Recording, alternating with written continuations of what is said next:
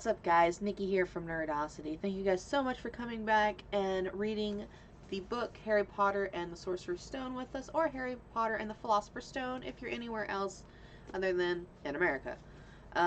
So we are on chapter 3. I just got to give a big thanks to everybody who's come back, who is continuously being here reading with me. I'm enjoying the book so far, most definitely. But today we are on chapter 3, The Letters from No One. But before we get into this, as a reminder, as always, I am both dyslexic with a speech impediment, so words may be read wrong or pronounced wrong. Please don't hold it against me. I am doing my very best. I love to read and I love to share these books with you guys. So this is what the image looks like, The Letters from No One, from chapter 3. Let's get into it, everybody. He escaped. The escape of the Brazilian boa constrictor earned Harry his longest ever punishment. By the time he was allowed out of his cupboard again, the summer holiday had started, and Dudley had already broken his new video camera, crashed his remote control airplane, and, first time out on his racing bike, knocked down old Miss Figgs as she crossed Private Drive on her crutches. Harry was glad school was over, but there was no escaping Dudley's gang, who visited the house every single day. Piers, Dennis, Malcolm, and Gordon were all big and stupid, but as Dudley was the biggest and stupidest of the lot, he was the leader. The rest of them were all quite happy to join in Dudley's favorite sport, Harry hunting. This is why Harry spent so much time as possible out of the house, wandering around and thinking about the end of the holiday, where he could see a tiny ray of hope. When September came, he would be going off to secondary school for the first time in his life. He wouldn't be with Dudley. Dudley had been accepted at Uncle Vernon's old privating school, Smeltings. Piers Polkiss was going there too. Harry, on the other hand, was going to Stonewall High, the local public school. Dudley thought this was very funny. They stuffed people's heads down the toilets first day at Stonewall, he told Harry. Want to come upstairs and practice? No, thanks, said Harry. The poor toilets never had anything as horrible as your head down it. It might be sick. Then he ran, before Dudley could work out what he'd said. One day in July, Aunt Petunia took Dudley to London to buy his smelting uniform, leaving Harry at Mrs. Figgs. Miss Figgs wasn't as bad as usual. It turned out she'd broken her leg tripping over one of her cats, and she didn't seem quite fond of them as before. She let Harry watch television and gave him a bit of chocolate cake that tasted as though she'd had it for several years. Ew. That evening, Dudley paraded around the living room for the family in his brand new uniform. Smelting boys wore maroon tailcoats, orange knickerbockers, and flat straw hats called boasters. They also carried knobbing sticks, which used for hitting each other while the teachers weren't looking. This was supposed to be good training for later in life. As he looked at Dudley in his new knickerbockers, Uncle Vernon said gruffly that it was the proudest moment of his life. Aunt Petunia burst into tears, and she couldn't believe that her little icky Dudleykins. He looked so handsome and grown up. Harry didn't trust himself to speak. He thought 2 of his ribs might already have cracked from trying not to laugh. There was a horrible smell in the kitchen the next morning when Harry went in for breakfast. It seemed to be coming from a large metal tub in the sink. He went to have a look. The tub was full of what looked like dirty rags swimming in gray water. "What's this?" he asked Aunt Petunia, her lips tightening as they always did if he dared to ask a question. "Your new school uniform," she said. Harry looked at the bowl again. "Oh," he said. "I didn't realize it had to be so wet." "Don't be stupid," snapped Aunt Petunia. "I'm dyeing some of Dudley's old things gray for you. It'll look just like everyone else's when I've finished." Harry seriously doubted this, but thought it best not to argue. He sat down at the table and tried to think about how he was going to look on his first day at Stonewall High, like he was wearing bits of old elephant skin, probably. Dudley and Uncle Vernon came in, both with wrinkled noses because of the smell from Harry's new uniform. Uncle Vernon opened his newspaper as usual, and Dudley banged his smelting stick, which he carried everywhere, on the table. They heard a click in the mail slot and a flop of letters on the doormat. "Get the mail, Dudley," said Uncle Vernon from behind his paper. "Make Harry get it. Get the mail, Harry. Make Dudley get it. Poke him with your smelting stick, Dudley. Harry dodged the smelting stick to get the mail. 3 things lay on the doormat. A postcard from Uncle Vernon's sister, Marge, who was vacationing on the Isle of Wight, a brown envelope that looked like a bill, and a letter for Harry. Harry picked up and stared at it, his heart twanging like a giant elastic band. No one, ever, in his whole life, had written to him. Who would? He had no friends, no relatives. He didn't belong to the library, so he'd never even gotten a rude note asking for the books back. Yet it was a letter, addressed so plainly there could be no mistake. Mr. H. Potter, The Cupboard Under the Stairs, 4 Private Drive, Little Whining, Surrey. The envelope was thick and heavy, made of yellowish parchment, and the address was written in emerald green ink. There was no stamp. Turning the envelope over, his hands trembling, Harry saw a purple wax seal bearing a coat of arms, a lion, an eagle, a badger, and a snake surrounding a large letter H. "Hurry up, boy!" shouted Uncle Vernon from the kitchen. "What are you doing? Checking for letter bombs?" He chuckled at his own joke. Harry went back to the kitchen, still staring at his letter. He handed Uncle Vernon the bill and the postcard, sat down and slowly began to open the yellow envelope. Uncle Vernon ripped open the bill, snorted in disgust, and flipped over the postcard. "Marge is ill," he informed Aunt Petunia. "Ate a funny whelk." "Dad!" said Dudley suddenly. "Dad, Harry's got something." Harry was on the point of unfolding his letter, which was written on the same heavy parchment as the envelope, when it was jerked sharply out of his hand by Uncle Vernon. "That's mine," said Harry, trying to snatch it back. "Who'd be writing to you?" sneered Uncle Vernon, shaking the letter open with one hand and glancing at it. His face went from red to green faster than the set of traffic lights, and it didn't stop there. Within seconds, it was the grayish white of an old porridge. "Petunia!" he gasped. Dudley tried to grab the letter to read it, but Uncle Vernon held it high out of his reach. Aunt Petunia took it curiously and read the first line. For a moment it looked as though she might faint. She clutched her throat and made a choking noise. "Vernon! Oh, my goodness, Vernon!" They stared at each other, seeming to have forgotten that Harry and Dudley were in the room. Dudley wasn't used to being ignored. He gave his father a sharp tug on the head with his smelting stick. "I want to read that letter," he said loudly. "I want to read it," said Harry furiously, "as it's mine." "Get out, both of you," croaked Uncle Vernon, stuffing the letter back in its envelope. Harry didn't move. "I want my letter," he shouted. "Let me see it," demanded Dudley. "Out!" roared Uncle Vernon, as he took both Harry and Dudley by the scruffs of their neck and threw them into the hall, slamming the kitchen door behind them. Harry and Dudley promptly had a furious but silent fight over who would listen at the keyhole. Dudley won, so Harry, his glasses dangling from one ear, lay flat on his stomach, so to listen at the crack between the door and the floor. "Vernon," Aunt Petunia said in a quivering voice, "look at the address. How could they possibly know where he sleeps? You don't think they're watching the house?"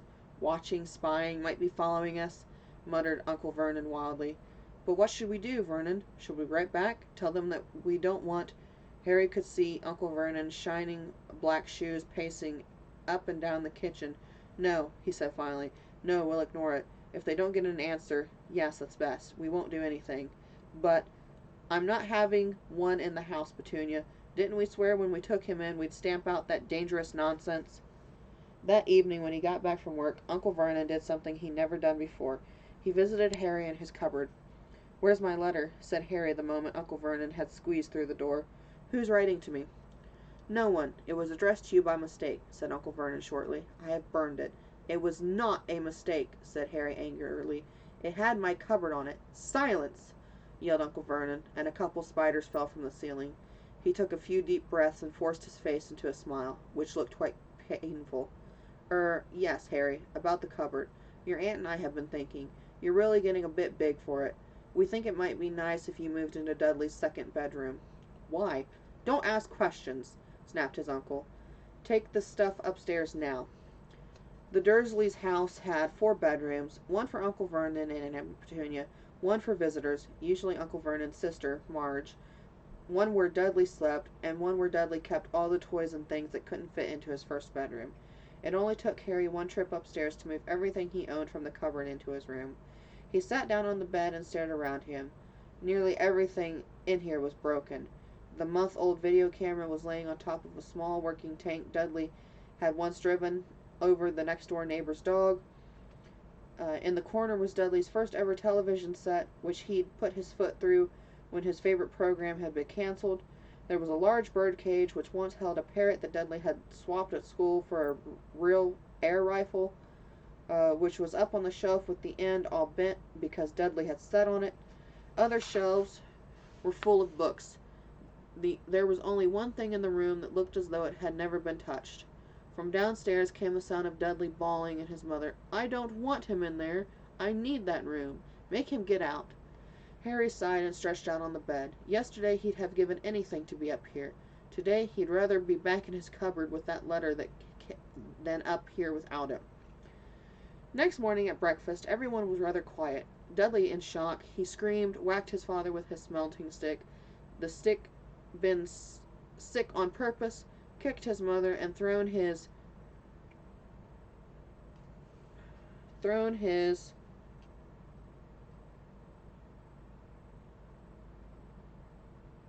torset through the greenhouse roof, and he still didn't have his room back.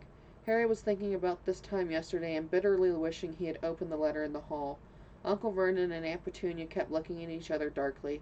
When the mail arrived, Uncle Vernon, who seemed to be trying to be nice to Harry, made Dudley go and get it. They heard him banging things with his smelting stick on the way down the hall. Then he shouted, "There's another one! Mr. H. Potter, the smallest bedroom, 4 private drive." With a strangled cry, Uncle Vernon left from his seat and ran down the hall, Harry right behind him. Uncle Vernon had to wrestle Dudley to the ground to get the letter from him, which was made difficult by the fact that Harry had grabbed Uncle Vernon around the neck from behind. After a minute of confused fighting, which everyone got hit a lot by the smelting stick, Uncle Vernon straightened up, gasping for breath, with Harry's letter clenched in his hand. "Go to your cupboard, your bedroom," he wheezed at Harry. "Dudley, go, just go." Harry walked round and round his new room. Someone knew he had moved out of his cupboard and seemed to know he hadn't received his first letter. Surely that meant they'd try again, and this time make sure they didn't fail. He had a plan. The repaired alarm clock rang at 6 o'clock in the morning. Harry turned it off quickly and dressed silently. He mustn't wake the Dursleys. He stole downstairs without turning on any of the lights. He was going to wait for the postman on the corner private drive and get the letter of number 4 first. His heart hammered as he crept across the dark hall to the front door. "Arg!" Harry leapt in the air. He'd trotted on something big and squashy on the doormat. Something alive. Lights clicked on upstairs, and to his horror, Harry realized that the big, squashy something had been his uncle's face. Uncle Vernon had been laying at the foot of the front door in a sleeping bag, clearly making sure that Harry didn't do exactly what he'd been trying to do. He shouted at Harry for about half an hour and then told him to go and make a cup of tea. Harry shuffled miserably off into the kitchen, and by the time he got back, the mail had arrived, right into Uncle Vernon's lap. Harry saw 3 letters addressed in green ink. "I want," he began, but Uncle Vernon was tearing the letters into pieces before his eyes. Uncle Vernon didn't go to work that day. He stayed at home and nailed up the mail slot. "See," he explained to Aunt Petunia through a mouthful of nails, "if they can't deliver them, they'll just give up." "I'm not sure that'll work, Vernon." "Oh, these people's minds work in strange ways, Petunia. They're not like you and me," said Uncle Vernon, trying to knock the nail into the piece of fruit cake Aunt Petunia had just brought him.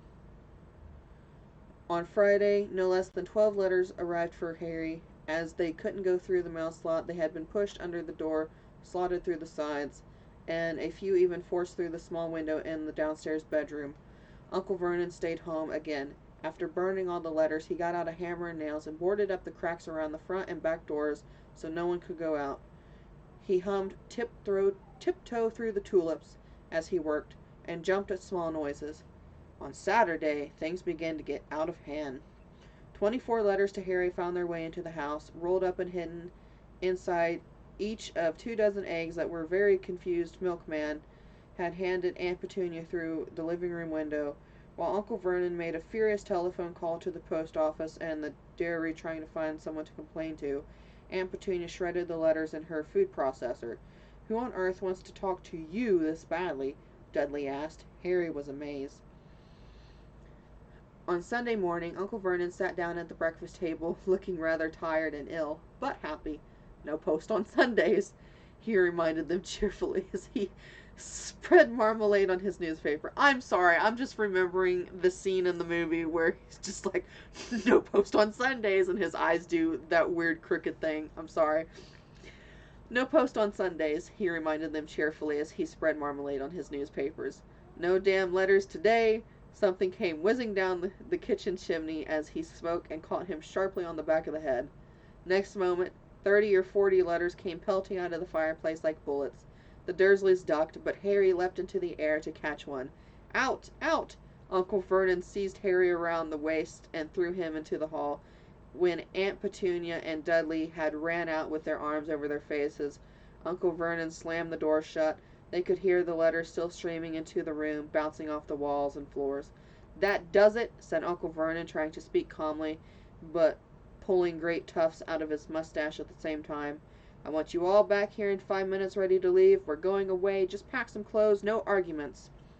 He looked so dangerous with half his mustache missing. No one dared to argue. 10 minutes later, they had wrenched their way through the boarded-up doors and were in the car, speeding towards the highway. Dudley was sniffling in the back seat. His father had hit him round the head for holding them up while he tried to pack his television, VCR, and computer in his sports bag. They drove, and they drove. Even Aunt Petunia didn't dare ask where they were going. Even now and then Uncle Vernon would take a sharp turn and drive in the opposite direction for a while. Shake 'em off," he would mutter whenever he did this. They didn't stop to eat or drink all day, but by nightfall Dudley was howling. He never had such a bad day in his life. He was hungry, he'd missed 5 television programs he wanted to see, and he'd never gone so long without blowing up an alien on his computer. Uncle Vernon stopped at last outside a gloomy-looking hotel on the outskirts of a big city. Dudley and Harry shared a room with twin beds and damp, musty sheets.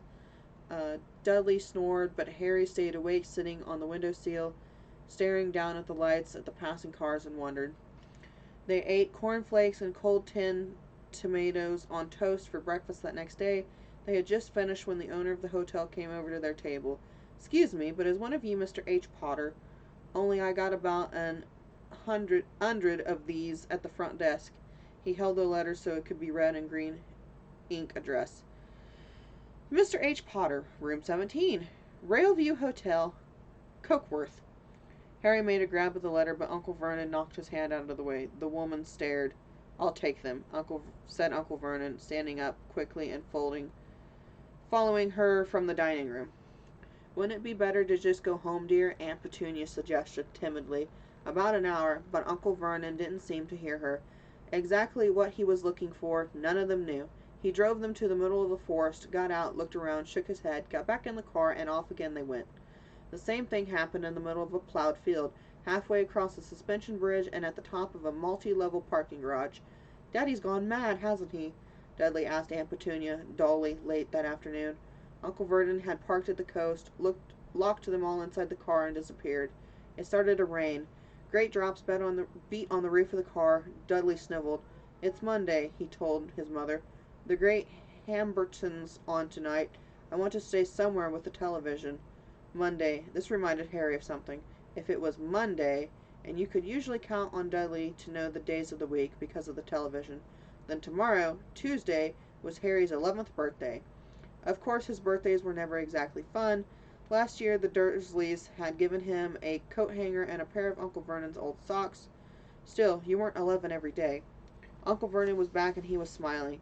He was also carrying a long, thin package and didn't answer Aunt Petunia when she asked what he'd bought. "Found the perfect place," he said. "Come on, everyone out." It was cold outside the car. Uncle Vernon was pointing at what looked like a large rock way out at sea. Perched at the top of the rock was the most miserable little shack you could imagine. One thing was for certain, there was no television in there. "Storms forecast for tonight," said Uncle Vernon gleefully, clapping his hands together, and this gentleman's kindly agreed to lend us his boat. A toothless old man came ambling up to them, pointing, with a rather wicked grin, at an old rowboat bobbing in the iron-gray water below them. "I've already got us some rations," said Uncle Vernon, "so all aboard." It was freezing in the boat. Icy seas, spray, and rain crept down their necks, and a chilly wind whipped their faces. After what seemed like hours, they reached the docks, where Uncle Vernon, slipping and sliding, led the way to the broken-down house. The inside was horrible. It smelled strongly of seaweed, and the wind whistled through the gaps in the wooden walls, and the fireplace was damp and empty. There were only 2 rooms. Uncle Vernon's rations turned out to be a bag of chips each and 4 bananas. He tried to start a fire, but the empty chip bags just smoked and shriveled up. "Could do with some of those letters now, eh?" he said cheerfully. He was in a very good mood. Obviously, he thought nobody stood a chance of reaching them here in a storm to deliver mail. Harry privately agreed, though the thought didn't cheer him up at all. As night fell, the promising storm blew up around them, spraying from the high waves, splattering the walls of the hut and a fence. Wind rattled with the filthy windows. Aunt Petunia found a few moldy blankets in the second room and made up a bed for Dudley on the moth-eaten sofa. She and Uncle Vernon went off to the lumpy bed next door, and Harry was left to find the softest bit of floor he could and curl up under the thinnest, most ragged blanket. The storms raged more and more fiercely as the night went on. Harry couldn't sleep. He shivered and turned over, trying to get comfortable, his stomach rumbling with hunger. Dudley's snores were drowned out by the low rolls of thunder that started near midnight. The light dial of Dudley's watch, which was dangling over the edge of the sofa on his fat wrist, told Harry he'd be 11 in 10 minutes. He laid and watched his birthday tick nearer, wondering if the Dursleys would remember at all, wondering where the letter writer was now. 5 minutes to go, Harry heard something creak outside. He hoped the roof wasn't going to fall in, although he might be warmer if it did. 4 minutes to go. Maybe the house and private drive would be full of letters when they get back, that he'd be able to steal one somehow. 3 minutes to go. Was that the sea, slapping hard on the rock, like that? And 2 minutes to go. Was that a funny crunching noise? Was that the rocks tumbling into the sea? 1 minute to go and he'd be 11. 30 seconds. 20. 10. 9. Maybe he'd wake Dudley up just to annoy him. 3, 2, 1. Boom! The whole shack shivered, and Harry sat bolt upright, staring at the door. Someone was outside, knocking to come in. And that is the end of chapter 3. Sorry for the pause in the book as I was trying to figure out the word. The word was like half of the word was at the end of the page, and then it started on the next line down, and my brain just could not compute as to what it said. But definitely big difference between the book and the movie. In this chapter, we haven't had a whole lot of big differences between the book and the movie in the last previous chapter so far, but in this chapter, they had stopped at a hotel prior, and they had been driving around for hours and hours on end until they found the shack on the sea. And in the movie, that did not happen. They did not drive around for hours and hours on end. Vernon just instantly took them to the shack. They didn't cross the water or anything. They just went straight to the shack, which I thought, was a little bit more information than what we needed in the book. But hey, I'm not the writer of the book, so I don't get to say how the story goes. But aside from that, the chapter was good. It was a short read. It was a short chapter this time.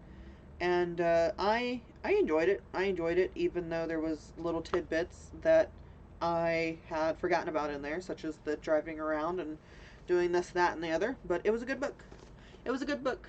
Good chapter. Good chapter in the book.